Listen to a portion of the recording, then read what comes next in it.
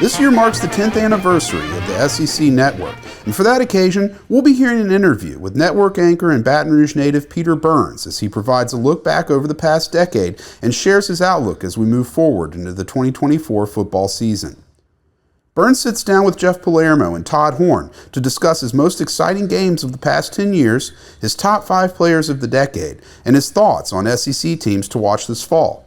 Exciting show today, so let's jump on in, right after a message from our sponsors. Hi, I'm Mike Munnerlin, and we're here to smash the capital city's trash. Smash My Trash is a revolutionary compactor for large dumpsters, sometimes reducing the volume of waste by up to 70%. This means fewer hauls per month and big savings for your business. Fewer hauls and compacted waste will also result in a positive impact on our community and our environment by taking up less space in our local landfill sites. Schedule your company's free demo today. Call 225-497-0101. Y'all ready? Yeah. Let's go. Come on. Tiger Rag Radio is on the air. Let's crank this thing up. We're statewide, breaking down the latest happenings with LSU athletics. This is us. Hear from the coaches. Put together a defense that puts us in a position to win the SEC. The players. Having fun and we working, baby. That's it, man. The recruits. Show some passion and some heart. And those who cover the Fighting Tigers of LSU and the SEC. All those things are going to be there, which are important. It's 2 hours of nonstop LSU talk. What a privilege. I mean, you get to represent LSU. Tiger Rag Radio is brought to you by Cummins. Cummins creates power solutions that the world depends on. Helm Paint and Decorating. The paint experts of Louisiana. Louisiana Beef Industry Council. Max Home. And the East Baton Rouge Parish Library. Get ready to talk Tigers with producer Jackson Blackman and our hosts, Todd Horne and Jeff Palermo. 3 great players that are better people than they are players. This is Tiger Rag Radio. Back here on Tiger Rag Radio, Jeff Palermo along with Tiger Rag editor Todd Horne, Jackson Blackman. Let's bring in our first guest in the night on the Max Home Hotline. He does terrific work for the SEC Network. Peter Burns joining us on Tiger Rag Radio. Peter, it's been a while. Thanks a lot for taking some time out of your busy schedule to chat with us tonight. How you doing? It's crazy, man. I was just over in the studios. I just got done, filming our show for tonight, and tomorrow's going to be our 10-year anniversary of the SEC Network. And I'm like, how in the hell did I get so old? Like that. I mean, we started looking at some of the videos of me and Booger McFarland and Marcus Spears, and I was like, man, look at us. We were babies back then. Now we're grizzled old veterans now, a decade in. And 2 new teams joining the league too. I mean, it's just so much changes here. Yeah, I mean, we started going through, the last couple of days, the top 10 games that we've had over the last decade, and I'm like, how many now are we going to have with, Texas and Oklahoma coming in? And, one of the games, too, is we had a big debate about, the top 10 games of the last, since 2014 when we launched, and one of the debates is that they said, oh, well, we want 2022 2022 LSU, Alabama, the 2-point conversion. Jay Daniels gets it, Brian Kelly's first year. And I was like, okay, that's a good one. And then I'm like, you got to realize, LSU, Texas in 2019 was a monster game. It was everything, because if you don't get it on 3rd and 17 and you decide just to, hand the ball off like LSU used to do back in the day, you probably don't win that ball game. And who knows what happens to LSU football down the road. Yeah. So, Peter, in those 10 years, and I'm going to put you on the spot here, who would you say, now you personally, are your top 5 SEC football players in those 10 years? Man, we've had so many good ones. I mean, it's near and dear just because of, born and raised in Port Allen.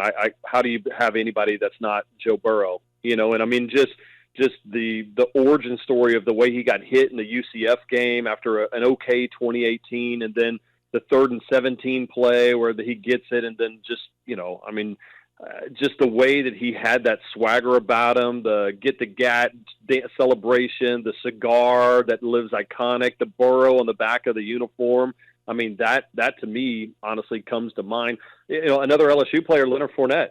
I remember when Fournette was signed, it was so much hype about him, and he had that, those 2 big runs. I think both of them might have been against Auburn, where he just absolutely crushes some kid. Yeah. I think that name, those names come into mind. Stetson Bennett, I mean, just because of, basically Kirby and Georgia told him to get the hell off the team. You don't have a place for here. And he's like, no, I'm going to try to be there. And what does he do? Leads them to 2 national championships. Stetson Bennett is on that list. Kind of a weird one. Wandale Robinson. I don't know if you remember that kid from Kentucky that transferred in when Will Levis and those guys had a good year. He was so fun to watch. It's tough for me to vote for any Alabama player. That's just, I got too much LSU in me. So, they've had a great bunch of players. I would say if I had to get one, Jonathan Allen, remember the old defensive end or defensive lineman for Alabama. Right. Just a great kid. It's tough, trust me, for an LSU guy to pull for Bama, but he was just such a good dude that he ultimately comes down as one of my favorites as well. So as we look ahead to this upcoming season, Peter, a lot of questions. Obviously, Georgia seems to be the best team. Alabama, Ole Miss, I don't know. A lot of the polls have them ranked obviously in the top 6. And then there's these group of teams, and LSU's part of it, along with Missouri, with Tennessee. Who else am I missing? Alabama. Yeah, you can throw Alabama in there and Ole Miss. Not all these teams are going to make the college football playoff. All those teams have an aspiration that they think they can. How do you see it shaking out of these group of teams that the Alabama, the Ole Miss, the LSU, the Missouri, and the Tennessees? And this will sound of a cop out, and not, but it really truly is. I don't know. And my answer about saying I don't know is that makes me excited. Because, guys, I don't know about you, but it felt like over the last decade when we went to a 4-team playoff, you kind of knew who was there, right? Like if LSU was having a bad year going, all right, this is not a college football playoff team, but maybe next year they'll have an opportunity and they could be one of the top 4. But when you say you don't know is because of the schedules gets a lot tougher for a bunch of these teams. We're having a bunch of better non-conference games, and now you add Texas and Oklahoma. It feels more NFL-ish in the fact of, hey, 10-2 now. It used to be a pretty good season, but not good enough for a college football playoff. 10-2 in the SEC you're going to be playing postseason football. I don't think that there's a doubt. I would be shocked if a 10-2 team from this conference does not play in the college football playoff. And I think there's a really good chance that there's a 9-3 team.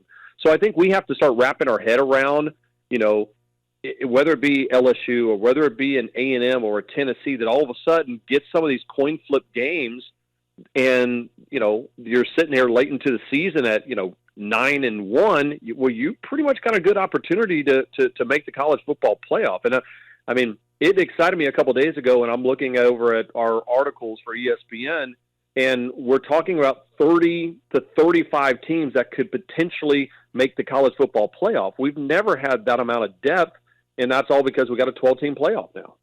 What does your gut feeling tell you about how Alabama is going to respond under Caleb DeBoer in his first year with Nick Saban being gone? There's got to be some difference, right? There is, but in a weird way, guys. It's almost it's rare to say that losing the greatest coach in the history of college football, in which I think that's you say it's Saban. I think it's Saban. That in a weird way, they're almost set up better for the future. I've talked to people at Alabama, and it's almost like a breath of fresh air. It's like there's not a lot of people that wanted to replace Saban, but Caleb DeBoer is that guy that it just seems seamless. And, what he did with Michael Penix in this offense, last year with Washington, now they've got Jalen Milroe, who seems a whole lot more comfortable. They're not trying to make 3 different quarterbacks play the same playbook. They're building a playbook for Jalen Milroe. They're going to be a problem. And I think the big question was, Alabama always got these great recruits because of Saban, but you're starting to realize DeBoer's got a hell of a recruiting class coming in. So I don't think that there's going to be as big of a jump as a lot of people think, this year. But what I do think is I think a lot of people got better. In the past, it was you wanted to go to Georgia, Alabama, or LSU because that's where you turned into a pro. That's where the fan bases were. That's where the environments were. And then now I think with name, image, and likeness, you're going to get a lot more parity where a guy says, you know what, I was going to sit on the bench for 2 years behind somebody at Georgia or LSU or Alabama. and wait my time. Now people are like, no, I'll go to Tennessee. I'll go to Missouri. I'll go to A&M where I can play right from the jump. And I think that's creating more parity in college football. Speaking of creating more parity, what's Lane Kiffin's test going to be like this year with all those transfers coming in? He's kind of creating a new model in and of himself over there, right? Yeah. Yeah, and I think the reason why it's good, like it didn't work for Jimbo Fisher. Jimbo Fisher, when he was at A&M, what he wanted to do is he didn't care about who was a fit for A&M football so much as he wanted to have these recruiting rankings that he could showcase he could recruit better than Saban. The problem was those guys were mercenaries, but Jimbo didn't treat it as such. I think Lane Kiffin is pretty much flat out just goes, listen, we're in free agency right now. I'm looking at a kid. I'm going to tell you here. You may not care about Ole Miss and Archie Manning or Eli Manning or the history of the Grove, but guess what? If you come here for a year, I can help you with your goals. We'll win a bunch of games. You're going to make a bunch of money, and then I'm going to get you to the NFL. And I think Lane is going to be a great litmus test for the future of college football of these big recruiting classes that are based kind of transfer portal-esque as opposed to the traditional let's grab a 4 or 5-star kid from a 17-year-old and hope that he ends up eventually panning out.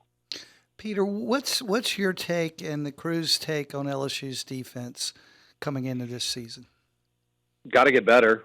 I mean, hell, it can't get any worse than it was last year. I mean, that was why last year was so disappointing, guys, is you had an offense that was right there step in step with 2019, and it just felt like it was ruined, right? I mean, I've never seen a Heisman Trophy campaign that felt so empty, more so than what Jaden Daniels had last year because of how atrocious the defense was. And and I know Matt House. I covered him, back in the day, and Matt's a good dude. I saw him do some great things with the defense, but when you missed a little bit on the transfer portal, especially on the secondary, then you end up having a couple of injuries that end up being just, really devastating for that team for a bevy of different reasons. And then you tried to put Harold Perkins in a position that wasn't the best fit, even though that's what Harold kind of wanted to learn, that position. It just felt out of whack. And I think that's the big thing about Blake Baker and Bo coming back and Corey and all these guys. It's like, hey, we have the athletes. They got the athletes down at LSU. Let them play football. Stop making them try to do things that they, stop, let them react first and think later. And I think a lot of it was a lot too much. It's like almost a golfer, like worrying about every single one of his swing tips and then swinging. Mm-hmm. Just swing the club. And I think that's what I want to see out of LSU, playing fast and furious and, no poodles, as Blake Baker say. Like, you got to get after them this year. Talking with Peter Byrne. You started talking about poodles, and it got me all whacked out there. Listen, my name's Peter. My name is Peter Burns, and it already sounds like a bad venereal disease. Trust me, I've been called a lot worse on air. Trust me, no worries. All right. Anyways, so we're talking with Peter Burns from the SEC Network. Peter, who do you think could be the surprise team for the SEC this year in a good way? Meaning, obviously, more wins than most people expected. I keep hearing Auburn. Is that the school that we got to watch to see if they can win more than what most people are expecting? Yeah, I mean, I think everybody kind of forgets about Auburn, but I mean, they had nothing from a wide receiver standpoint. I mean, guys, us three probably would have made their too deep as far as wide receivers last year, and they've got a talented crew that's coming in. I think Peyton Thorne's a little bit better, so I am intrigued with Auburn. I'll be honest with you, A&M is a scary team, simply for the fact of there's still a lot of talent. I think everybody wrote them off because it was Jimbo Fisher, but they've done a really good job, and I really like Connor Wegman, the quarterback. Connor was playing well until he got injured last year. I think that's a dangerous squad. I would have said Oklahoma, because I know everybody's talking about Texas, but Oklahoma, their defense is going to be legit. Yeah. The problem is they got an all brand new offensive line, and Jackson Arnold, their quarterback. This is going to be the first year that he's a true starter, and I think he's going to struggle a little bit behind that offensive line with a bunch of great defensive players here in this conference week to week. Peter, I got one more question for you, then we got to run. I'm pretty sure we're getting close to that deadline, but LSU hasn't won a season opener since 2019. Ugh. With that defense needing to prove so much, how important do you think the season opener against USC is, and can LSU handle losing and the season won't be over, but will it put a big rut in the season? Listen, I've said it. If they win in USC, which I expect them to do, you know what they should? They're not going to lose 3 other games. So if they win that game, they're a college football playoff team, and I think that's what's in the cards for the Tigers. All right, very good, Peter. Thanks a lot for your time, man. We really appreciate it. Can't wait. It's getting close. We appreciate your time. Join the East Baton Rouge Parish Library for inspiring events in August. Celebrate the power of storytelling with a presentation by the accomplished author of the Jaipur trilogy, Alka Joshi. Listen to fascinating stories based on DNA and genetic genealogy at our Decoding Stories Symposium. And learn about the history of Baton Rouge with photographs from the library's digital archive. Visit ebrpl.com for information on these programs and many more. Get inspired in August. All right, that'll be it for today's episode. I'd like to thank Jeff, Todd, and Peter for their discussion. We'll be back later this week, but until then, stay tuned to TigerRag.com for all your latest LSU sports news.